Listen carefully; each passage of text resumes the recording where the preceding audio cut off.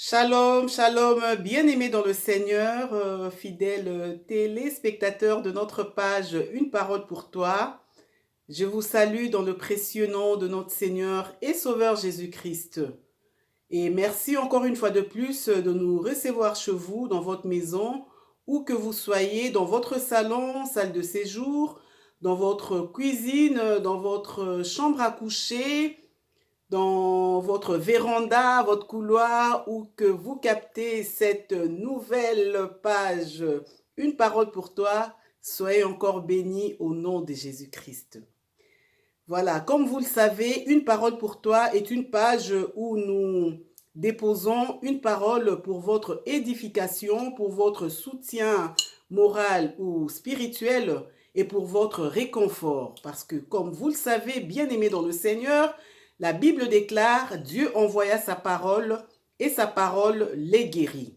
Bien-aimé dans le Seigneur, toi qui es abattu, toi qui as le moral très bas, toi qui as des soucis, Une parole pour toi est là pour t'apporter une guérison spirituelle. Voilà, pour cette nouvelle édition, nous avons reçu une dame. Alors, nous lui laissons le temps de se présenter. Shalom, maman. Pouvez-vous vous présenter à l'intention de tous nos téléspectateurs qui sont présentement connectés sur notre page Une parole pour toi? Bonjour, Sylvie la restaurée. Alors, je suis maman Nicole, je suis pasteur, mais évoluant au combat spirituel. Je suis dans la classe des M11, donc maman Nicole des M11. Voilà. Là, nous sommes avec Maman Nicole. Maman Nicole est pasteur. Maman Nicole est une chrétienne combattante, comme nous l'avons si bien compris au siège du ministère chrétien du combat spirituel de Bruxelles en Belgique. Voilà, comme vous le savez, Maman Nicole, nous vous avons reçu dans notre plateau, Sylvie l'a restaurée sur la page Une parole pour toi. Alors, quelle est votre parole du jour? C'est que vous voulez transmettre au peuple de Dieu qui sont en train de nous suivre. J'ai vraiment une bonne nouvelle qui concerne l'enlèvement. Je vais dire au peuple de Dieu de se rassurer parce que en ces temps difficiles, nous avons un Dieu puissant qui nous a donné beaucoup de promesses. Et aujourd'hui, nous allons parler d'une des promesses, ce qui concerne l'enlèvement. C'est ça le thème de mon message, l'enlèvement. L'enlèvement de l'Église. Je vais définir les mots enlèvement. L'enlèvement, dans les dictionnaires, on me dit que c'est l'action d'enlever quelqu'un par la force ou dans une fugue amoureuse. C'est un kidnapping. L'enlèvement d'un otage, entre guillemets, avec ou sans demande de rançon. C'est l'action de faire disparaître ou d'effacer. Maintenant, comme je dis, c'est l'enlèvement de l'Église. Je vais définir ce que c'est l'Église. L'Église, ça vient du mot latin ecclesia, qui veut dire le peuple de Dieu. C'est-à-dire Dieu ici sur terre, dans ce monde. Il s'est fait un peuple entièrement mis à part. Il s'est fait une armée céleste mais vivant sur terre. Une armée qu'il a recrutée lui-même. Une race élue de Dieu qui est régie par la loi du royaume. Un sacerdoce royal. Alors, l'enlèvement de l'Église, cela veut dire, parmi les définitions, je préfère prendre là où on me dit c'est une fugue amoureuse. Parce que l'histoire que nous avons avec Jésus, c'est une histoire d'amour. Amour comme vraiment entre l'intimité qui est entre un mari et son épouse. Alors, mon verset clé, verset de base, c'est l'Apocalypse 3, verset 20. La Bible dit, voici, je me tiens à la porte et je frappe. Si quelqu'un entend ma voix et ouvre la porte, j'entrerai chez lui, je souperai avec lui et lui avec moi. Bien-aimé, dans ces versets, il y a un amour intense, c'est rempli d'amour. Je souperai avec lui et lui avec moi. Signe d'intimité. C'est ce qui constitue l'Église. Les gens qui soupent avec Jésus-Christ et lui avec eux. Alors, l'Église va subir d'un moment à l'autre, en ces temps difficiles, les temps où nous portons des masques, les temps où on nous parle des vaccins, les temps où il y a la terreur. C'est comme s'il y a un lion dehors, les gens ont même peur. Je viens vous annoncer la bonne nouvelle, l'évangile, la bonne nouvelle qui dit que subitement, tout à coup soudain, je parle à quelqu'un, un jour à l'autre, d'un moment à l'autre, nous allons subir l'enlèvement, c'est-à-dire notre amoureux viendra nous prendre sans que quelqu'un puisse comprendre. Nous allons disparaître. Nous serons effacés de ce monde. Les gens qui seront restés, ils vont tout simplement se demander, mais tel était ici, mais il est où? C'est ça que nous allons vivre d'un moment à l'autre. Alors, bien-aimés, il ne faut pas avoir peur. Pourquoi j'ai dit l'évangile, la bonne nouvelle? Parce que l'évangile nous donne des informations. Bien-aimé, la Bible dit, la foi vient de ce que l'on entend et ce que l'on entend vient de la parole de Dieu. Nous entendons plusieurs choses, surtout en ces moments-ci. Il y a beaucoup de choses et à la fin, on va comprendre même finalement que c'était ce que vous appelez de fake news.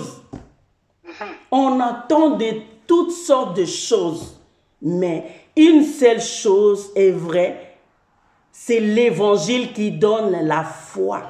Alléluia. C'est l'unique information qui entre dans ta vie, c'est pour te transformer, te changer à une autre personne. Aucune autre information ne peut te changer sauf l'évangile. Bien-aimé, l'évangile, c'est le diable t'a rendu pauvre, il t'a brisé le cœur, tu es en captivité, tu es devenu aveugle, stérile, sourd, muet. Voilà le bon profil que Jésus-Christ veut. Ne te sens pas dans les ténèbres parce que la lumière va venir dans toi, pour t'éclairer. Et quand il vient, c'est comme l'ordinateur qui est foutu. J'emmène chez quelqu'un, un technicien. Jésus-Christ, c'est comme le technicien qui va effacer toutes les données pour te restaurer. Amen. Donc, information, formaté. Donc, tu es l'ordinateur qu'on doit formater. Donc, on va effacer toutes les mauvaises données pour te restaurer. Dans le but de te restaurer, on va te réinstaller, te donner de nouvelles versions avec code d'activation qui est le Saint-Esprit. Alléluia. Pour la restauration, il va te configurer avec de nouvelles données. Il va te mettre à jour et il va démarrer. Tu auras une nouvelle vie en nouveauté. Avec comme objectif de vivifier. Parce que tu es guéri pour guérir. Tu es béni pour bénir. Tu es sauvé pour sauver. Les soirs, les enfants d'Israël, Dieu leur a donné la manne. La manne, nous tous on sait que c'est quelque chose de vite fait. Quand on est dans la main du diable, pendant qu'il nous a colonisés, il nous a tout fait massacrer, tout et tout, mais on vivait quand même la grâce de Dieu. C'est le temps où on mangeait la manne. Mais avec Jésus-Christ, les soirs, on va souper avec lui l'écaille. Amen. Pourquoi l'écaille? C'est ce qu'on verra tout à l'heure. Voilà. La Bible d'abord nous dit, l'écaille c'est un oiseau migrateur. Mais c'est un petit oiseau, quand on le cuisinait, il était savoureux. Un mets succulent. Alors l'écaille, un oiseau migrateur, je parle à quelqu'un, cela veut dire que les soirs, il a déjà emmené l'écaille, non seulement nous allons les manger, mais l'écaille est là, c'est avec lui que nous allons migrer. C'est avec lui, comme lui c'est un oiseau migrateur, c'est avec lui que nous allons quitter ces lieux pour aller à un autre lieu, c'est ça l'enlèvement. Amen. Alors, je vais vous donner quelques exemples pour vous dire que l'enlèvement est réel. Quand on nous dit Jésus revient bientôt, les gens sont fatigués et ils s'en moquent même. Non, dans la Bible, ça a déjà existé. Genèse 1:1. Il y avait les ténèbres, mais la Bible dit l'Esprit de Dieu s'est mouvé au-dessus des eaux. Je m'arrête là d'abord. L'Esprit de Dieu, quand il y a les ténèbres, l'Esprit de Dieu vient toujours en forme du feu. Les enfants d'Israël, la journée, ils étaient dirigés par la nuée. La nuit, dirigée par la colonne de feu, par les colonnes de feu. C'est-à-dire quand il y a les ténèbres, quand c'est le soir, le Saint-Esprit vient toujours en forme du feu. Et là, la Bible dit comme il y avait les chaos, comme il y avait les désordres, les ténèbres dans ta vie, ici, l'eau, le Saint-Esprit se mouve au-dessus des eaux, les eaux là, la Bible, on nous dit que l'eau c'est la vie, donc l'eau là représente la vie humaine. Alors, je vais expliquer les faits de mouvoir au-dessus des eaux. Tu prends une casserole, tu mets sur le feu. Donc l'eau, casserole d'eau, tu mets sur le feu. L'eau là, c'est toi et moi. Le feu là, ça mouve, ça chauffe jusqu'à l'ébullition 90 ou 100 degrés. Et qu'est-ce qui va se passer? Il y aura l'évaporation. C'est ça l'enlèvement. Amen. Donc l'enlèvement a été déjà dit au début de la Bible. L'évaporation là. La Bible dit, Dieu a mis l'étendue entre les deux eaux. L'eau qui s'est évaporée, il a appelé ça le ciel. C'est un message. Et l'eau qui a échoué, c'est ça la terre. Donc, les gens qui seront enlevés, ils iront au ciel. Les gens qui ne seront pas enlevés seront échoués et ils vont rester sur terre. Deuxième exemple, dans Genèse 5, verset 21, un homme qui a marché à l'intimité. Ici, il s'agit de l'intimité avec le Saint-Esprit, avec Jésus-Christ. Un homme qui a marché avec l'intimité, qui s'appelle Enoch. Intimité avec Dieu a été enlevé au vu et au su de tout le monde. Troisième exemple, l'arche de Noé.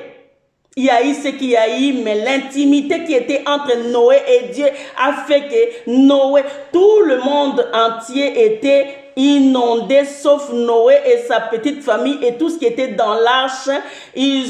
Donc la Bible dit, ils sont montés au-dessus de l'eau. C'est ça une sorte d'enlèvement. Quatrième exemple, Élie dans 2 Rois, verset 1 à 25, donc vraiment au verset 11, on voit encore Élie et Élisée, ils sont en train de faire leur jeu de cache-cache.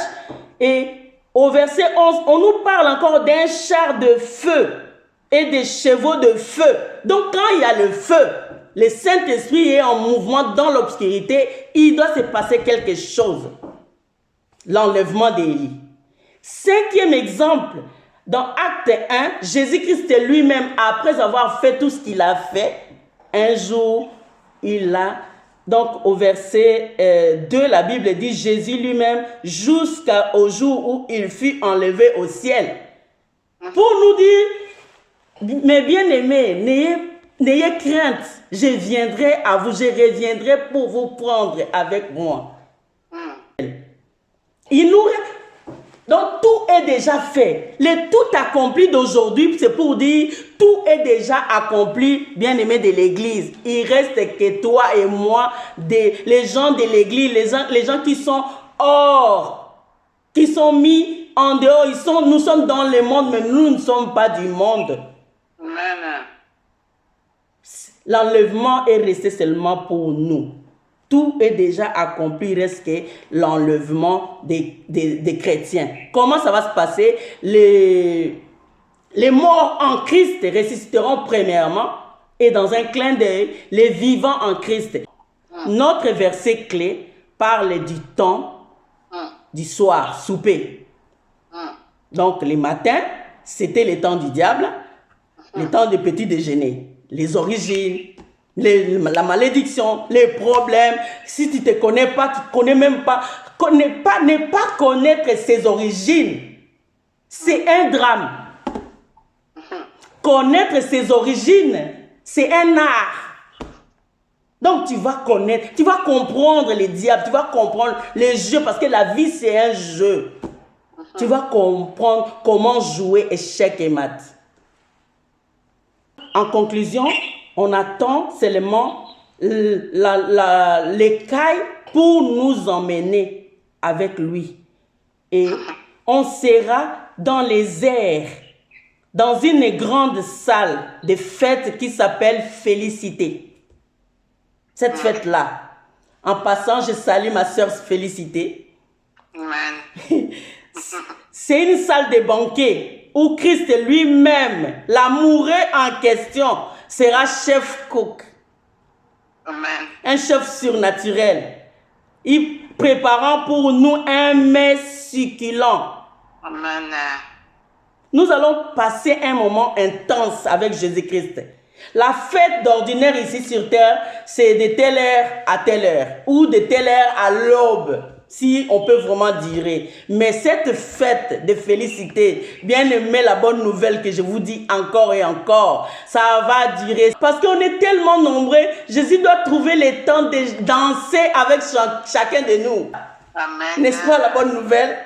Alléluia. La fête qui devait durer 7 ans n'a duré que 3 ans et demi. Pourquoi? Parce qu'il y avait un problème. Quel problème? C'est ça que je dirais la fois prochaine. Si tu me poses la question, bien sûr, que Dieu vous bénisse. Voilà, maman Nicole, nous vous avons très bien suivi et compris. Alors, vous parlez sur l'enlèvement de l'Église. Selon vous, ce que vous venez de dire, ceux-là qui vont subir ou connaître l'enlèvement, ce sont ceux-là qui craignent Dieu, qui marchent avec Jésus-Christ, qui suivent les enseignements de Dieu. Pouvez-vous le confirmer? Et aussi, quel est le message fort que vous lancez à ceux-là qui ne croient pas à l'enlèvement? Oui. À partir d'aujourd'hui, il faut croire en l'enlèvement, il faut croire à la Bible. Parce que Dieu nous a montré, j'ai énuméré à plusieurs reprises, quand il reprend, il parle, c'est pour nous, c'est pour insister que l'enlèvement existe bel et bien. Et c'est la bonne promesse. Donc, tout ce qu'il est venu faire ici sur terre, la finalité était de nous prendre. Voilà, bien-aimés dans le Seigneur, nous sommes arrivés à la fin de cette nouvelle page, Une parole pour toi, qui aujourd'hui a été communiquée ou dite par notre sœur, maman Nicole, maman pasteur, qui est combattante de la classe de M13 au ministère chrétien du combat spirituel au siège de Bruxelles en Belgique. Et je crois que chacun de nous, fidèles téléspectateurs, papa, maman, toi qui me suis là où tu as reçu ta part. Et nous ne pouvons que dire un grand merci à maman Nicole qui a accepté notre invitation. Et par là, nous allons clore notre émission pour vous dire que Dieu vous bénisse. Et si vous aussi, vous avez une parole à communiquer aux enfants de Dieu, n'hésitez pas à nous contacter. Soyez bénis, que Dieu vous bénisse. Au revoir. Au revoir.